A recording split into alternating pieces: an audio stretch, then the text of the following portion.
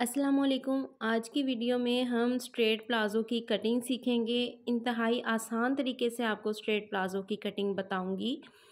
बहुत ही कंफर्टेबल रहेगा, उठने बैठने में बिल्कुल भी आपको इरिटेशन नहीं होगी, ना ही इसका आसन फटेगा, ना ही पाइंचा ऊपर की तरफ उठेगा। तो इसका जो भी मैं आपको मेथड बताऊंगी आपने वो प्रॉपर तरीके से समझ लेना है। इससे आपको ये आसानी हो जाएगी कि अगर आप इसके अपर पार्ट की कटिंग को समझ लेते हैं तो हर तरह का ट्राउज़र आसानी से कटिंग कर सकते हैं। फ्रंट और बैक के फैब्रिक को हमने यहाँ पर इक्वल करके रख लिया है और नीचे पाइंचे के फोल्डिंग के लिए मैंने मार्किंग कर ली है 3 इंचज़ पर। ऊपर की तरफ हमने ट्राउज़र की लेंथ के लिए भी मार्किंग कर ली है और नेफे की फोल्डिंग के लिए भी 2 इंच छोड़ दिया है। ये किनारी ख़त्म करने के लिए भी मैंने मार्किंग कर ली है। अब जो मैं मार्किंग आपको बता रही हूँ ये मीडियम टू लार्ज दोनों साइज़ के लिए चल जाएगी। बाकी आप अपने साइज़ के अकॉर्डिंग भी सेम मेथड के साथ इस प्लाज़ो को कटिंग कर सकते हैं। यहाँ पे देखिए मैं 13 इंचज़ पे मार्किंग कर रही हूँ। नॉर्मल ये मार्किंग जो होती है हमारे हिप साइज़ का जो थाई पार्ट होता है, मतलब कि जितना आपका हिप साइज़ होगा उसका चौथा हिस्सा जितना होता है ना, तो उसके हिसाब से ये मार्किंग होती है। तो नीचे की तरफ फ्रंट आसन के लिए मैं 12.5 इंचज़ पे मार्किंग कर रही हूँ।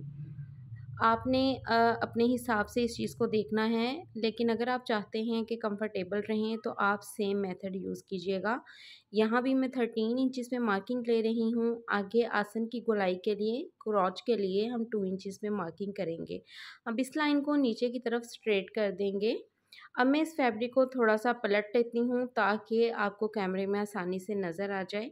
तो यहाँ पे देखिए हमने क्रोच के लिए गोलाई देनी है, तो इस गोलाई को आपने बहुत डीप नहीं करना कि आपके आसन में खिंचाव आए, बहुत नॉर्मल सी गोलाई आपने इसकी देनी है। अब नीचे की तरफ हमने जितनी आपके ट्राउज़र की लेंथ होगी उसका आधा कर लेना है। अगर 36 है तो उसका आधा कर लें। मेरे पास ये जो ट्राउज़र मैं कटिंग कर रही हूँ ये 40 लेंथ का है, तो इसका हाफ़ जो है वो 20 पे आ रहा है।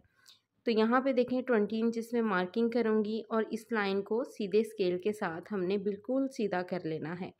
आपने ट्राउज़र का मिड लाज़मी करना है क्योंकि जो मैं आपको मेथड बताने जा रही हूँ ये बहुत ही आसान है और इसके साथ आप हर तरह के ट्राउज़र की कटिंग कर सकते हैं। अब ये जो आसन वाली मार्किंग है इसको नीचे की तरफ सीधा कर देंगे और ये जो दरमियान की मार्किंग आ रही है ना आसन की हमारी, ये वाली, इसको भी हमने बिल्कुल सीधा कर देना है। ये मैं इसलिए लाइनें लगा रही हूँ कि आप लोगों को आसानी से समझ आ जाए। अब ये जो क्रोच जहाँ से हमने स्टार्ट किया है ना बनाना, इस लाइन को भी नीचे तक सीधा ले आएंगे। अब ये जो पॉइंट आ रहा है ना हमारा, ये समझने वाला पॉइंट है। इसको आपने यहाँ तक तिरछे में लेके आना है। आपके पास कर्व स्केल नहीं है, कोई मसला नहीं, आप ट्राउज़र को शेप इसी तरह से आसानी से दे सकते हैं। इस पॉइंट को आसन वाले पॉइंट के साथ तिरछे में मिला देंगे।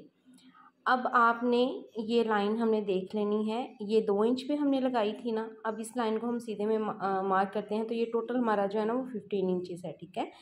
अब यहाँ से भी हम जो है ना वो 2 इंच पे मार्किंग करेंगे। ये वाली मार्किंग जो है ना हमने 2 इंच पे कर लेनी है। यहाँ पे 2 इंच और नीचे वाली लाइन के नीचे वाले साइड पे 2 इंच, इसको भी तिरछे में ऊपर को मिला देना है। तो ये देखें हमारे जो अपर पार्ट है ना इसकी शेप बहुत ही अच्छी इस तरह से बन जाएगी। स्केल की भी ज़रूरत नहीं पड़ेगी। ये लाइन इस तरफ तिरछी आ रही है और वो जो साइड की लाइन है वो ऊपर की तरफ तिरछी जा रही है। अब ये वाली हमने देख लेनी है कि ये हमारी जो मेजरमेंट है वो कितनी है, 11 इंच पे बन रही है। अब नीचे सबसे पहले हम ये गैप जो है ना इक्वल छोड़ेंगे, यहाँ भी 2 इंचज़ पे मार्किंग कर देंगे। उसके बाद जितनी हमारी ये मार्किंग आई है ना, मेजरमेंट आई है 11, तो 11 इंच पे पाइंचे पे हमने मार्क कर दिया। अब इस लाइन को नीचे सीधे स्केल के साथ हमने बिल्कुल स्ट्रेट कर देना है। अगर आपके पास ये वाला स्केल भी नहीं है तो आप इंच टेप रख लीजिए, उसके साथ आप सीधी लाइन लगा लीजिए, ठीक है। अब साइड की जो लाइन है उसको भी नीचे की तरफ बिल्कुल सीधा कर देंगे।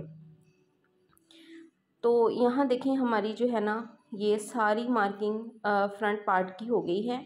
ये मैं आपको दिखा देती हूँ पाइंचे तक, बिल्कुल ये चीज़ हमारी नहीं ऊपर की तरफ उठेगी। अब हमने इसकी कटिंग करनी है, साइड की कटिंग भी और ये फ्रंट की कटिंग भी जो है ना, ये हमने फ्रंट पार्ट को उठाना है और उसके ऊपर ऊपर ना ये जो मार्किंग की है ना उसके ऊपर ऊपर हमने कटिंग कर लेनी है, आसन से लेके नीचे तक। तो यहाँ पे हमने अपना फ्रंट पार्ट कटिंग कर लिया है। अब बैक पार्ट पे हम पहले मार्किंग कर लेंगे, उसके बाद फिर हम उसकी कटिंग करेंगे। तो यहाँ ऊपर की तरफ जो देखें मैंने ये तिरछी लाइन लगाई हुई ना, इसका मैंने गैप छोड़ा है 2 इंच, और फिर वहाँ से 2 इंच गैप छोड़ने के बाद तिरछी इस तरह से मार्किंग कर ली है। अब यहाँ भी हम 2 इंच पे मार्किंग करेंगे और इस मार्किंग को हमने नीचे बिल्कुल आसन वाली जगह के साथ मिला देना है, सीधे में स्केल के साथ आप इसको मिला दें। ये देखिए, इसको भी हमने इस तरह से सीधा कर लिया है। अब बैक के क्रॉच के लिए मार्किंग करेंगे, जो बैक का आसन होगा ना उसके लिए मार्किंग करेंगे। अगर आप हेल्दी हैं या आपका आसन फट जाता है, खिंचाव आता है, तो आप ये मार्किंग 2.5 इंच पे कर लीजिए। मैंने इसको 2 इंच पे रखा है, ठीक है। इसकी मार्किंग जो है ना आप अपने अकॉर्डिंग कर सकते हैं। अब बैक का जो आपने क्रॉच बनाना है ना, उसको फ्रंट के क्रॉच से भी थोड़ा लाइट ही रखें, कम डीप करें, क्योंकि बैक से ही ज़्यादा खिंचाव आता है बैठते वक्त। अब नीचे ये जो हमने लाइन लगाई थी ना ट्राउज़र के मिड पार्ट पे, उसको इस तरह से सीधा कर लेंगे। 2 इंच पे ही यहाँ पे भी मैंने मार्किंग की है और फ्रंट की तरह ही इसको भी हम आसन के साथ मिला देंगे।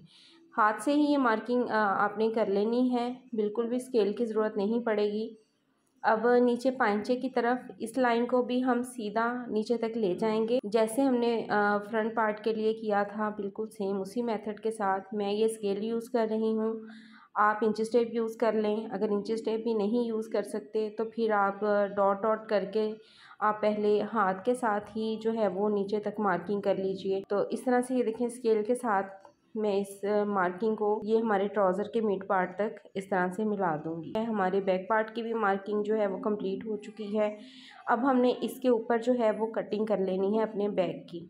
तो यहाँ पे देखें जी, ट्राउज़र की कटिंग हमारी कंप्लीट हो चुकी है। अगर आप इस मेथड से कटिंग करेंगे तो यकीन करें कि आपका ट्राउज़र कभी भी ऊपर की तरफ नहीं उठेगा, पांचे में खिंचाव नहीं आएगा। अगर आप स्टिचिंग सीखना चाहते हैं कि ट्राउज़र की स्टिचिंग किस तरह से करते हैं, तो मेरी इस वीडियो को देख लीजिएगा। एंड स्क्रीन पर इसको लगा दूंगी मैं।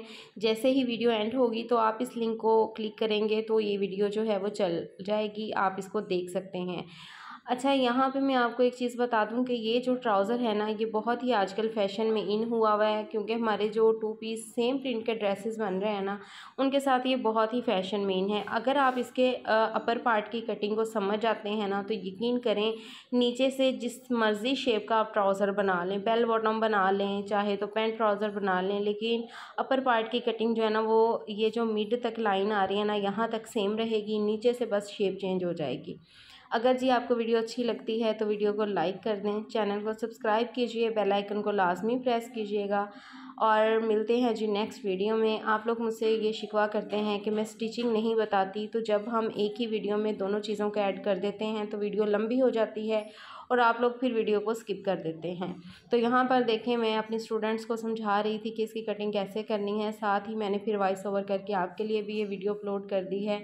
अब आपने कमेंट करके मुझे लाजमी बताना है कि वीडियो आप लोगों को कैसी लगी, ताकि ऐसे ही मज़ीद अच्छी अच्छी वीडियो मैं आपके लिए लेके आ सकूँ और फ्यूचर में कोशिश करूँगी कि लाइव आकर आप लोगों को क्लासेस दे सकूँ। अल्लाह हाफिज़।